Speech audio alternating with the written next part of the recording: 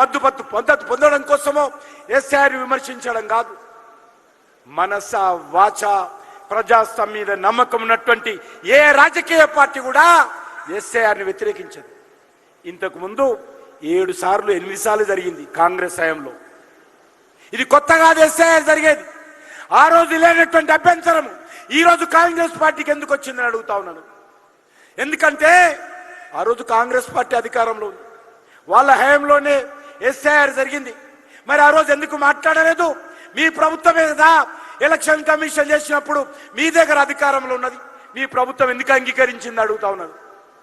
అందుకే ఈరోజు భారతీయ జనతా పార్టీ కార్యకర్తలుగా మనమందరం కూడా ఎస్ఐఆర్లో పాల్గొనాల్సినటువంటి అవసరం ఉంది. పూర్తి సమయం ఇచ్చి పాల్గొనాలి. ఏ ఒక్క ఇల్లు కూడా వదలకుండా మరి తప్పకుండా బిఎల్ఓతో కలిసి మనము తిరగాలి. మనకు పూర్తి స్థాయి రాజకీయ పార్టీ కార్యకర్తగా అధికారం ఉంది. ఎవరు కూడా అడ్డుకోవడానికి వీల్లేదు. ఏ ఒక్క ఓటు కూడా దొంగ ఓటు ఉండడానికి వీల్లేదు. అంతేకాదు, అర్హులైనటువంటి వాళ్ళు, నిజమైనటువంటి భారతీయులు, సిటిజన్స్ ఎవరైతే ఉన్నారో ఎవరైనా సరే ఇక్కడ ఓటు హక్కు వినియోగించుకోవచ్చు, ఓటు హక్కుగా పేరు నమోదు చేసుకోవచ్చు. ఎక్కడ రాష్ట్రం ఉన్నా సరే, అది జిల్లాల వాళ్ళైనా ఇతర రాష్ట్రాల వాళ్ళైనా వాళ్ళందరికీ ఒప్పించి మెప్పించి హైదరాబాద్లో ఉన్నటువంటి ప్రత్యేక పరిస్థితుల దృష్ట్యా మీరు మీ ఓటు హైదరాబాద్లోనే ఆప్ట్ చేసుకోండి అని చెప్పాల్సిన అవసరం ఉంది. మీరు రేపు మళ్ళీ భవిష్యత్తులో మీరు జిల్లాకి వెళ్ళాలనుకున్నా, ఏ రాష్ట్రానికి వెళ్ళాలనుకున్నా వెళ్ళొచ్చు, అది అధికారం ఉంది. ఎప్పుడైనా ఓటరు తమకు నచ్చిన ప్రాంతానికి, తన నివాసం ఉండే ప్రాంతానికి ఓటు హక్కు ట్రాన్స్ఫర్ చేసుకోవచ్చు. నేను ఈ సందర్భంగా కాంగ్రెస్ పార్టీకి, రాష్ట్ర ప్రభుత్వాన్ని హెచ్చరిస్తా ఉన్నాను. గ్రామీణ ప్రాంతాలలో ప్రజల దగ్గరికి వెళ్ళి మీరు ఓటు ఈ ఊళ్ళో లేకుండా హైదరాబాద్లో ఉంటే మీ రేషన్ కార్డు పోతుంది అనేటువంటి ఒక తప్పుడు సంకేతం ఇస్తా ఉన్నారు. ఎవరు జాగీరు కాదు రేషన్ కార్డు తీసేయడానికి, ఎవరు జాగీరు కాదు పెన్షన్ తీసేయడానికి.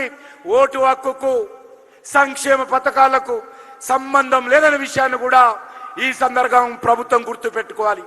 ఆ రకంగా ప్రభుత్వ అధికారులను బెదిరించే విధంగా ముఖ్యమంత్రి సైతము రాష్ట్ర ప్రభుత్వాల అధికారులను బెదిరించే విధంగా వ్యవహారం చేస్తూ ఉన్నారు. అందుకే మనం ఆలోచన చేయాలి. ఈరోజు భారతీయ జనతా పార్టీ ప్రభుత్వము అన్ని రకాలుగా తెలంగాణ అభివృద్ధి కోసం కట్టుబడి ఉన్నాం.